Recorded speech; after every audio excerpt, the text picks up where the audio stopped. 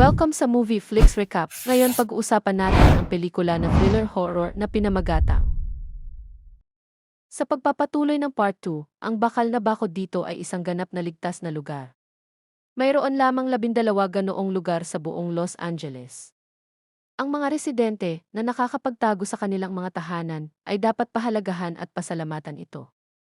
Ngunit nang tanungin kung saan napunta ang mga tao sa labas ng ligtas na lugar, umiwas ng sagot ang commander. Naging mausisa si Chris tungkol sa mundo sa labas ng ligtas na lugar. Dahil sa mga paghihigpit sa paglalakbay, nakaupo na lamang siya sa bubong ng kanilang bahay, nakatitig sa mundo sa kabila ng bakod. Isang araw, nakagawa siya ng hindi inaasahang tuklas. Nakakita siya ng kislap ng liwanag mula sa isang bahay sa labas ng ligtas na lugar. Pinaghinalaan ni Chris na ito ay isang senyales ng sakuna mula sa ibang nakaligtas, kaya't agad niya itong sinabi sa kanyang ama.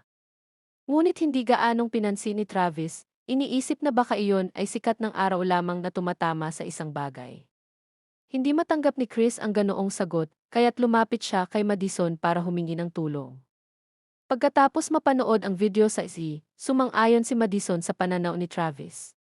Kung may taong natrap, tiyak na hihingi sila ng tulong sa militar. Ngunit naniniwala si Chris na maaaring ayaw o hindi kayang humingi ng tulong ang mga ito sa militar. Dapat ay may nakatagong lihim dito. Kaya para patunayan ang lahat, mag-isang umakyat si Madison sa bubong at patuloy na ikinaway ang flashlight. Hindi inaasahan, siya ay nakatanggap ng tugon. Nalito si Madison at naalala na minsang tinanong ng kanyang asawa ang commander at tiniyak nito na wala nang nabubuhay sa labas ng ligtas na lugar. Hindi mapigil ang kanyang kuryosidad, nagpasya siyang lumabas mismo sa ligtas na lugar. Laging may mga sundalong nagbabantay malapit sa bakal na bakod, kaya't maingat na iniwasan ni Madison ang kanilang paningin at ginamit ang gunting para putulin ang alambre at matagumpay na nakalabas. Tulad ng sinabi ng commander, wala siyang nakitang ni isang taong buhay. Ang hangin ay puno ng amoy ng mga bangkay na nagkalat sa paligid. Ngunit nakakagulat, ang ilan sa mga katawan ay mga zombie at ang ilan ay malinaw na ordinaryong tao lamang. Biglang dumating ang isang nagrorondang sundalo at mabilis na nagtago si Madison sa ilalim ng kotse para hindi siya makita. Ang dating asawa ni Travis ay isang nurse. Sa tuwing may libreng oras siya, kusang loob siyang nagbibigay ng tulong medikal sa mga malapit na residente. Ngunit walang nakakaalam na ang gamot na iniiniksyon niya sa kanyang mga pasyente ay naglalaman ng malaking dami ng morphine. Dahil ang lugar na ito ay isinara ng militar at kulang sa mga gamit medikal para gamutin ang mga pasyente, napilitan ang dating asawa na mag-iniksyon ng morphine upang magbigay sa kanila ng pansamantalang ginhawa. Gayunman, ang mabuting layunin na ito ay nagbigay ng pagkakataon kay Nick, isang adik sa droga. Lagi niyang ipinapakita sa kanyang ina na tumigil na siya sa droga, ngunit sa kanyang likuran, palihim siyang pumapasok sa mga bahay ng pasyente at iniiniksyon sa kanyang sarili ang na puno ng morphine upang maibsan ang kanyang pagkaadik. Ganap na hindi iniintindi ang buhay ng mga pasyente. Gayunpaman, hindi nagtagal at napatunayan na hindi na ito epektibo. Dumating ang isang babaeng doktor sa ligtas na lugar. Matapos suriin ang pinsala ng kapitbahay, inayos niya na madala ang pamilya nito sa kampo militar sa labas ng ligtas na lugar, nangangakong mas mabuting serbisyong medikal ang ibibigay doon. Naalala bigla ng dating asawa si Nick at inanyayahan ang doktor na pumunta sa kanilang bahay para magsuri. Agad na dumating ang doktor. Una niyang sinuri ang asawa ni Daniel na nasugatan at natuklasang may impeksyon na ang kanyang sugat, kaya't kailangan din siyang dalhin sa kampo militar. Natural na may kawalan ng tiwala si Daniel sa militar, ngunit hindi na maaaring ipagpaliban ang sugat ng kanyang asawa, kaya pumayag siyang dalhin ito para magpagamot na iginigiit na sasama siya. Pagkatapos, nagsagawa ang doktor ng simpleng pagsusuri kay Nick. Sa kabila ng pagtatangka nitong itago ang kanyang pagkaadik, may natuklasan ang doktor. Nang gumabi, nagpadala ang militar ng grupo ng mga sundalo para kunin ang sugatang babae. Nang maghanda si Daniel na sumama, tinanggihan siya ng mga sundalo. Sinabi nilang 2 tao ang dapat nilang dalhin, isa ay ang sugatang babae at ang isa ay si Nick. Lumabas na hindi nakaligtas si Nick sa pagsusuri ng doktor tungkol sa kanyang pagkaadik. Napakabilis ng lahat ng nangyari. Hindi ipinaalam ng militar sa kahit sino ng maaga. Wala nang nagawa si Madison kundi panoorin na sa pilitang dinadala ng mga sundalo ang kanyang anak. Nakiusap ang dating asawa ni Travis sa doktor na sumagot na kulang sila ng tauhan sa ospital. Kung nais talaga niyang tumulong, maaari siyang sumama sa ospital. Pumayag ang babae dahil isa siyang nurse. Habang umaalis, tinangkang magsalita ang babae, ngunit hindi malinaw na narinig ni Madison sa likod ng salamin, kaya inakala niyang ang dating asawa ni Travis ang nagsumbong sa doktor tungkol sa pagka-adik ni Nick, dahilan para siya ay madala. Labis na nabagabag, kinailangang umupo muna si Travis sa bubong. Bigla niyang nakita ang liwanag mula sa isang bahay sa labas ng ligtas na lugar, kasunod ng matinding putok ng baril. Mabilis na nagdilim ang bahay. Tuluyan nang naunawaan ni Travis na ang tinatawag ng militar na cleanup ay ang pagsalakay sa mga bahay at pagpatay sa mga inosente.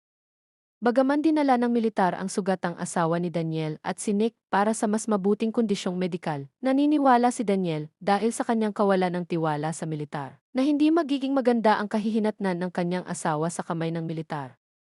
Nagpasya siyang kailangan niyang humanap ng paraan para sagipin ang kanyang asawa. Alam ni Travis ang kanyang pag-aalala at kinabukasan ng umaga, kusa niyang pinuntahan ang opisyal na namamahala sa komunidad na naka-quarantine at ipinahayag ang kanyang kagustuhang makita ang 2 taong dinala kahapon. Madalas siyang tumutulong sa militar upang maresolba ang mga alitan sa mga residente ng komunidad noon at bagamat medyo nag-aatubili ang opisyal, sa huli ay pumayag ito sa kanyang hiling. Sa pamumuno ng opisyal, nagmaneho si Travis patungo sa kampo militar. Habang dumaraan sa lungsod, hindi inaasahan ni na Travis at ng kanyang grupo na makatagpo ng isang zombie. Agad na bumaba ang mga sundalo mula sa sasakyan at naghanda para sa labanan. Sa pagkagulat ng lahat, inutos ng opisyal na ibigay kay Travis ang sniper rifle para patumbahin ang zombie. Naunawaan niyang ito ay paraan para siya ay ipahiya, ngunit hindi umatras si Travis. Sa paggabay ng mga sundalo, tinutok niya ang baril sa target. Ngunit nang makita niya ang name tag sa dibdib ng zombie, umatras si Travis sa huli. Hindi niya magawang targetin ito at ibinalik ang pagkakataon sa mga sundalo. Habang naghahanda silang ipagpatuloy ang kanilang paglalakbay, isang tawag ng saklolo mula sa isa pang unit malapit doon ang dumating sa radyo, kaya't agad silang nagmadali papunta sa lugar ng sakuna. Bumaba ang lahat ng sundalo mula sa sasakyan, naghanda ng gamit at nagmamadaling pumasok sa gusali, iniwan si Travis mag-isa sa sasakyan. Makalipas ang ilang sandali, nagsimulang mag-broadcast ang radyo ng matinding putukan at mga sigaw ng mga sundalo. Nakababahala na sa buong unit na pumasok, iilan lamang ang nakabalik. Pati ang kanilang opisyal ay napatay. Bumalik si Travis sa sasakyan na may magulong hitsura. Ibinunyag ng mga nakaligtas na sundalo na may bago ng utos mula sa nakatataas. Kailangan nilang tumungo sa bagong sona ng labanan at hindi na nila planong bumalik sa kampo militar. Walang magawa si Travis kundi bumaba sa kalagitnaan ng biyahe. Mabuti na lang at hindi ito kalayuan sa kanilang tahanan at ligtas siyang nakarating bago lumubog ang araw. Ngunit ang bumungad sa kanya sa bahay ay labis na ikinagulat niya. Isang sundalo ang mahigpit na nakatali sa upuan. Sa pagtatanong, nalaman niyang si Daniel ang may gawa nito.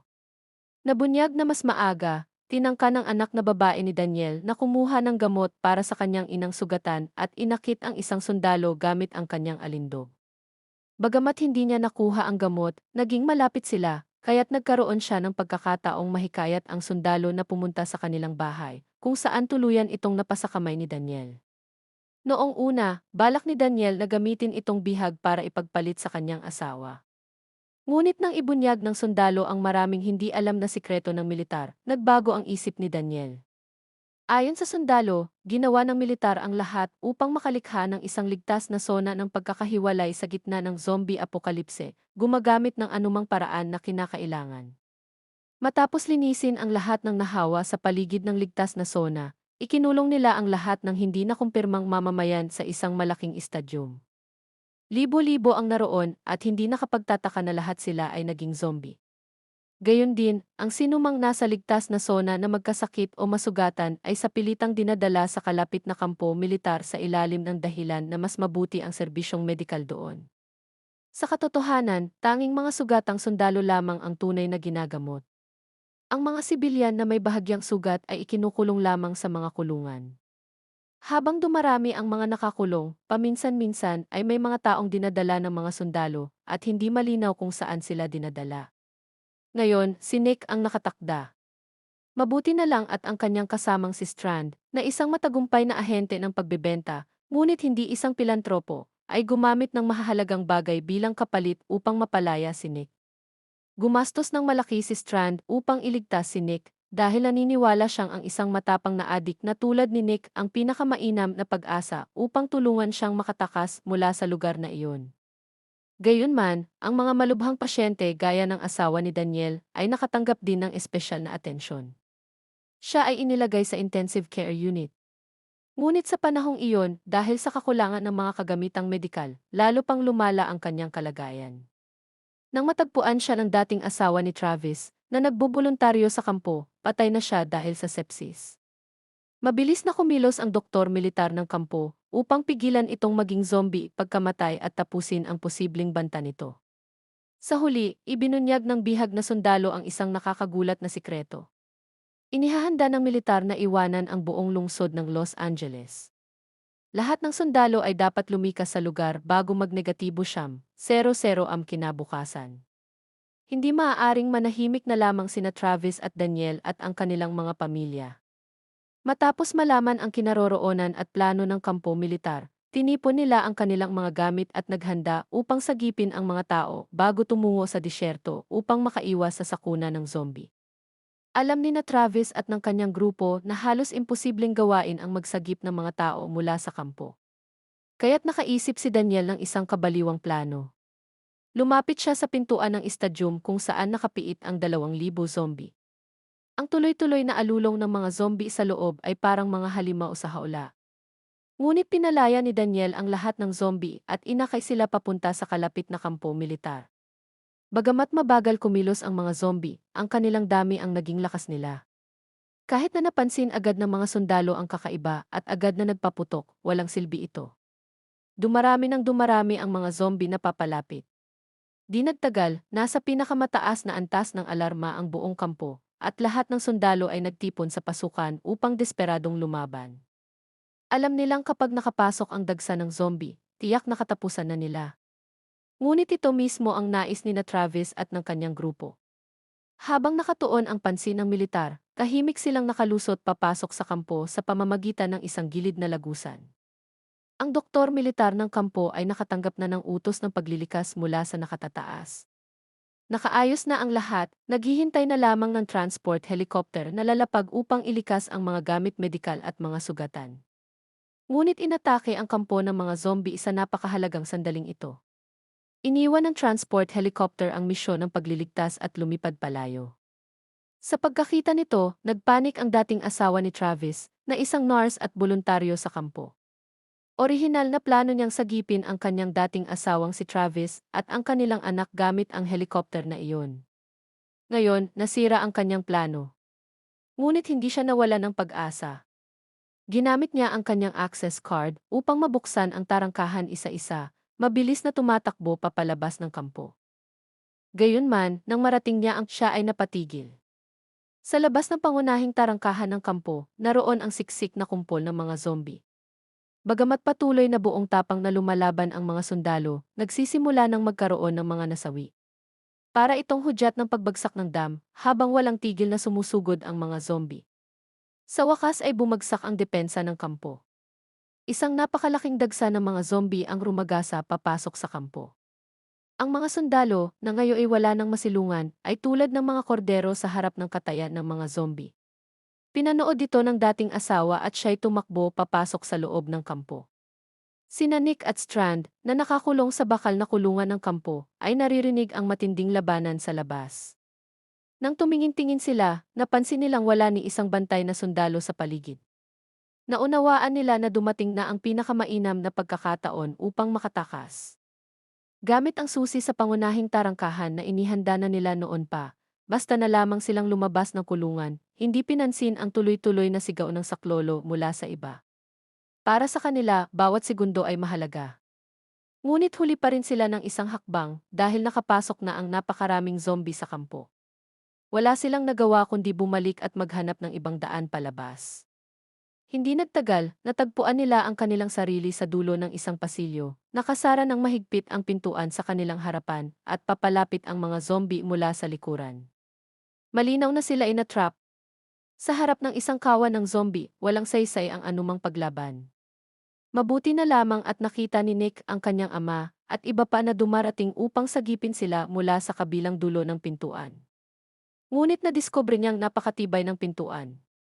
Biglang sumugod ang dating asawa, inilabas ang kanyang access card, at binuksan ang pintuan. Noon lamang nakataka sina Nick at Strand.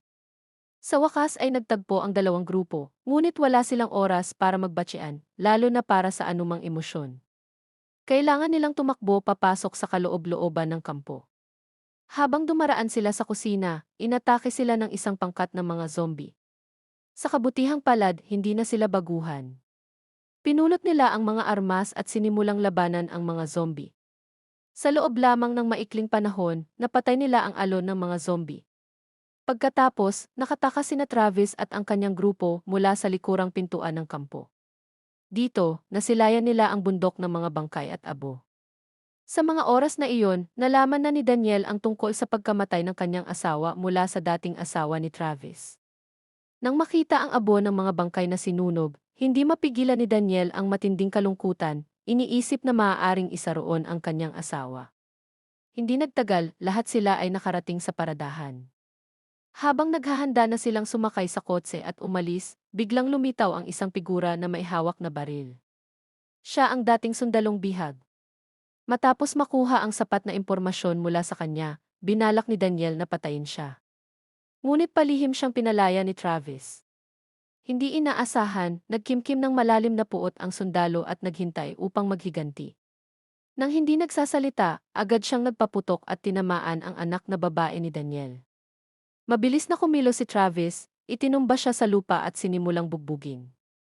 Pinakamalakas ang kanyang galit sa sandaling iyon, nagsisisi sa kanyang sandaling kabutihan na nagpalaya sa isang walang utang na loob. Sa kabutihang palad, hindi nakamamatay ang pinsala ng dalaga. Sa wakas, dinala ni Strand sina Travis at ang kanyang grupo sa isang napakagandang kanlungan. Ang lugar na ito ay nasa tabing dagat, hindi lamang malayo sa lungsod kundi sagana rin sa mga suplay. Natuwa ang lahat sa lugar na ito at nagplano pa na doon na manirahan. Ngunit nagsimulang mag-impek si Strand. Lumabas na hindi ito ang tunay na destinasyon. Ang totoong kanlungan sa kanyang isipan ay isang malaking yate na nasa gitna ng karagatan. Ngunit hindi inaasahan, ang dating asawa ni Travis ay sa kasamaang palad na sugatan ng isang zombie sa kanilang pagtakas. Sa huli, sa kanyang matinding pagsusumamo, napilitan si Travis na barilin siya mismo, tinapos ang kanyang dating buhay. Sa katunayan, maaga pa iinihanda na ni Strand ang marangyang yate bilang isang kanlungan para sa mga nakaligtas.